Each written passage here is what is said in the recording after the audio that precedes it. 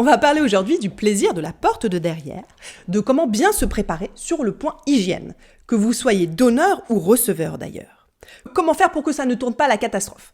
À la fin de cette vidéo, vous saurez comment bien vous préparer ou comment vérifier que votre partenaire s'est bien préparé. Il y a une vidéo complémentaire à celle-là sur comment bien détendre et ouvrir pour se préparer au plaisir de la porte de derrière. Ces deux vidéos sont complémentaires. Je vous incite à voir les deux. Alors je fais cette vidéo parce que j'ai vu beaucoup de mauvais conseils sur le sujet sur Internet. Où je me dis que ces personnes n'ont juste jamais pratiqué le plaisir de la porte de derrière. Parce que si on suit leurs conseils, on va avoir un accident boueux. Donc c'est pour ça que je fais ça, pour vous aider et être sûr que ça va pas vous arriver. Ça serait quand même très dommage parce que c'est une pratique qui peut donner énormément de plaisir. Et surtout avoir peur de ça, avoir peur d'un accident, c'est ça qui peut empêcher de se lâcher, d'aller explorer cette pratique ou juste de se lâcher et d'ouvrir au plaisir. Bah oui, la propreté c'est ultra important dans ce cas-là. Il y a plusieurs degrés de préparation possibles. Bien sûr, en fonction de la sensibilité de chacun aux traces. En fonction de si vous allez jouer seul ou à deux. On ne se prépare pas forcément de la même façon. En fonction de si vous êtes débutant ou si vous êtes expérimenté. En fonction du temps que vous avez de préparation aussi.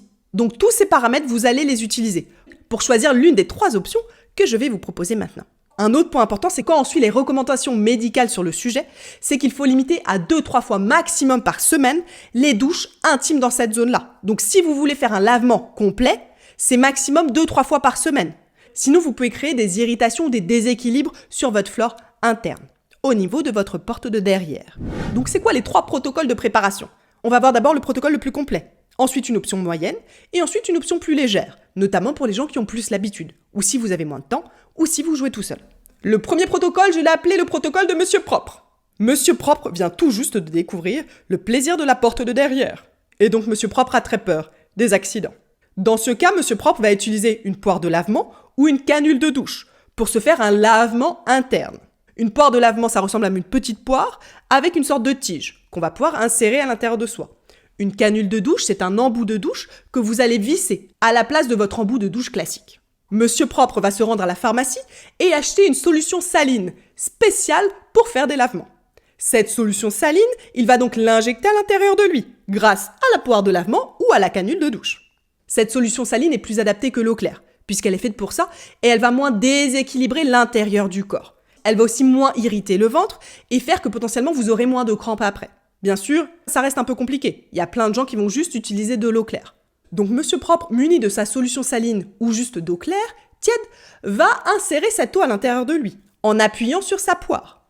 Attention, Monsieur Propre aura fait très attention de vider l'air qu'il y a dans sa poire. Parce que si Monsieur Propre appuie sur sa poire de lavement et qu'il y a un mélange d'eau et d'air en même temps, il va insérer de l'air à l'intérieur de lui. Monsieur Propre va donc se mettre à péter d'une façon très répétitive ensuite.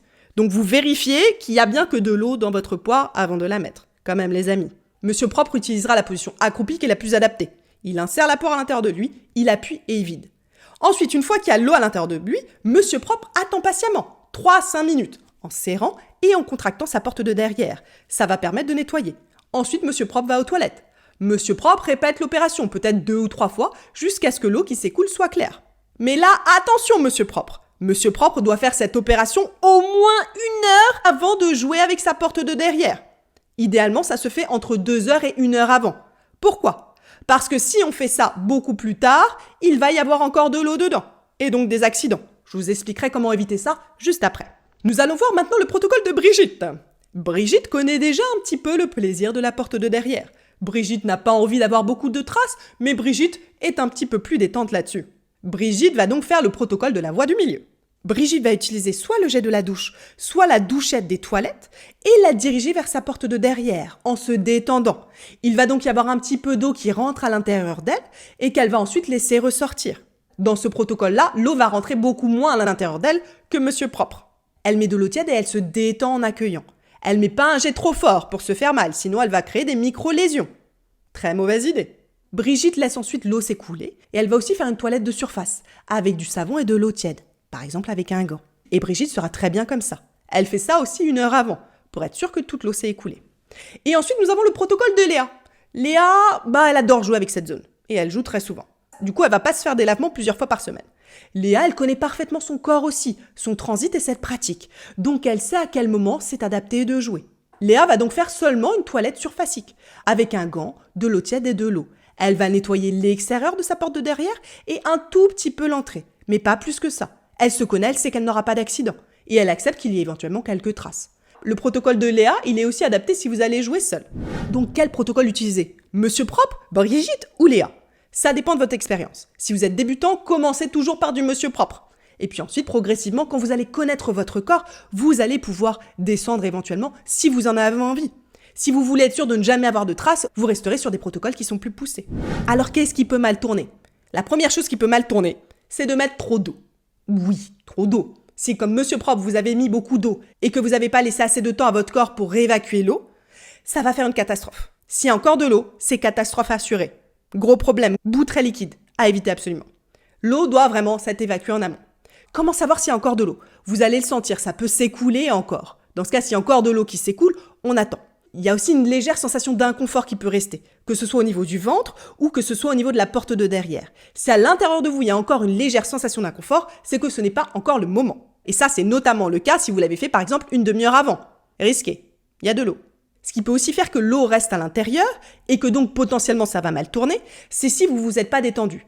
Si vous êtes stressé et qu'en fait vous êtes resté contracté, il peut y avoir de l'eau qui ne s'est pas évacuée. Donc après avoir fait votre préparation de protocole, détendez-vous. Vous pouvez vous allonger, vous asseoir, commencez à détendre un peu tout votre corps. L'eau, elle va s'évacuer très naturellement. Laissez votre corps se détendre après cette préparation pour aller jusqu'à la fin de la préparation et pas risquer un accident. L'autre chose qui peut mal tourner, c'est de ne pas adapter la préparation à votre corps à vous, à votre transit à vous. Chaque corps est différent, donc apprenez à écouter ce qui va fonctionner sur vous. Est-ce que vous avez besoin de plus ou moins d'eau ou pas? Vous allez apprendre au fur et à mesure que vous pratiquez. Ensuite, ce qui peut mal se passer, c'est des bruits de paix. Parce que très souvent, quand il y a cette préparation-là, il peut y avoir des bruits. Bah oui, il y a eu de l'eau, il y a eu des choses qu'on a mis, surtout si vous avez appuyé sur cette fameuse poire et qu'il y avait de l'air dedans, vous allez péter. Donc ça peut être intéressant d'avoir cette heure-là tout seul, de pas être déjà avec son partenaire. Ce serait pas très glamour. Donc prévoyez peut-être d'être tout seul ou dans une zone où il n'y aura pas de bruit. Et si jamais vous vous êtes préparé pour jouer seul, eh bien vous en fichez. Ensuite, ce qui peut mal se passer, c'est de mal nettoyer sa poire de douche ou sa canule de douche. Vous pouvez choper vraiment des infections et des problèmes là. Donc c'est très important d'être minutieux sur cette hygiène-là. Ça sert à rien de faire le protocole de monsieur propre pour s'insérer des microbes à l'intérieur de sa porte de derrière. Très mauvaise idée. Alors comment on nettoie? Je vais vous donner le protocole pour nettoyer la poire de lavement ou la canule de douche qui est recommandé par les médecins. Vous pouvez trouver ça sur le site Healthline. C'est le protocole le plus strict qui existe. Après, vous adaptez, vous faites ce que vous voulez. Moi, je vous donne ici le protocole le plus sûr, parce que j'ai envie que vous restiez en bonne santé. Donc la première chose, c'est de nettoyer, après chaque utilisation, l'objet. On va le rincer à l'eau claire. On va le démonter totalement, toutes les différentes parties, et on va rincer tout ça à l'eau chaude. Ensuite, on va utiliser un savon doux, et on va savonner toutes ces parties. Et après, on va les rincer, avec beaucoup d'eau, pour être sûr qu'il n'y ait pas de résidus de savon. Ensuite, on passe à la deuxième phase, qui est de désinfecter cette poire ou cette canule. On fait ça avec un produit adapté. Il y en a plein qui sont en vente librement. C'est des solutions désinfectantes spécialisées pour les jeux érotiques. Et en général, le mieux, c'est de laisser tremper au moins 10 minutes dans cette solution. Ou de laisser bien appliquer, pour être sûr que ça désinfecte. Et ensuite, vous rincez. Et puis, à la phase de séchage, vous séchez avec quelque chose qui est propre. Pas un vieux torchon, parce que sinon, vous allez remettre des bactéries dessus. Une fois que c'est bien sec, vous rangez la poire ou la canule à l'abri. Et ensuite, la dernière phase très importante, c'est d'avoir un entretien régulier. De vérifier qu'il n'y ait pas de petits problèmes, de petites fissures qui feraient que vous pourriez vous couper ou que des bactéries pourraient se glisser là-dedans. Ensuite, vous allez stériliser cette canule ou cette poire d'une façon régulière. Par exemple, une fois par mois, vous faites bouillir le tout pendant au moins 10 minutes, ça va tuer tous les microbes. Vous stérilisez. Et bien sûr, dans toutes les étapes que je vous ai données là-dessus, vous vous lavez les mains. Vous vérifiez que vos mains sont propres à chaque étape. Alors comment se rassurer et comment progresser ici? Parce que tout ce que j'ai dit, ça fait peut-être un petit peu peur. Ce que je vous conseille, c'est juste de pratiquer, de le faire. Et éventuellement de vous entraîner en amont avec un jouet pour vous rassurer, même si vous voulez jouer à deux après. Comme ça, vous allez pouvoir voir sur le jouet ce que ça fait. Tiens, est-ce qu'il y a de l'eau qui coule? Tiens, est-ce que c'est confortable? Tiens, est-ce qu'il y a des traces? Donc vraiment, apprenez à connaître votre corps. Au fur et à mesure, ce sera vraiment de plus en plus simple. Ensuite, pour vous rassurer si vraiment l'hygiène est quelque chose qui vous préoccupe, n'hésitez pas à utiliser un préservatif. Un préservatif, c'est quelque chose qui peut être très sécurisant. On sait que même s'il y a un petit accident, il n'y aura pas de traces directement sur la banane de son partenaire ou sur le jouet. Donc ça, c'est quelque chose qui peut être rassurant. Pas de problème à l'utiliser dans ce cas-là. Même si vous êtes en couple et que d'habitude, vous n'en utilisez pas. Ça, c'est une pratique à part. Ensuite, pour encore plus vous rassurer, vous pouvez utiliser un lubrifiant qui est teinté. Il y a certains lubrifiants, par exemple, qui imitent la texture du sperme, donc qui sont un peu blancs.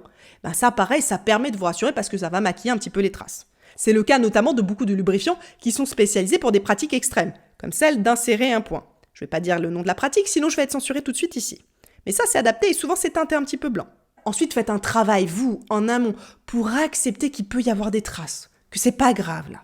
Aussi bien si vous êtes donneur que receveur. Bon, peut-être qu'il peut y avoir des traces. Ça fait partie du jeu. Même si on essaie de les limiter au maximum, s'il y en a quelques-unes, eh bien on se formalise pas. Pour vous rassurer, si vous voulez être sûr d'être prêt et que vous allez jouer avec quelqu'un d'autre, vous pouvez insérer légèrement avant un doigt, vous-même, avec un ongle court et la main lavée, pour voir s'il n'y a pas de traces. Vous insérez votre doigt, bon, ça a l'air propre, il n'y a pas de traces. Ça aussi, ça peut vous permettre de rassurer, comme de regarder dans un miroir aussi. Voilà, vous savez maintenant comment bien préparer pour explorer ce plaisir de la porte de derrière sur le côté hygiène. N'hésitez pas à aller voir l'autre vidéo sur bien préparer et détendre la zone, que vous soyez donneur ou receveur. Et encore une fois, ce paramètre de l'hygiène, il est ultra important. Parce que si vous vous prenez la tête ou si votre partenaire se prend la tête là-dessus, ça va vous empêcher de lâcher prise et d'aller dans du plaisir. Parce que cette pratique du plaisir de la porte de derrière, il est avant tout très mental. Profitez bien!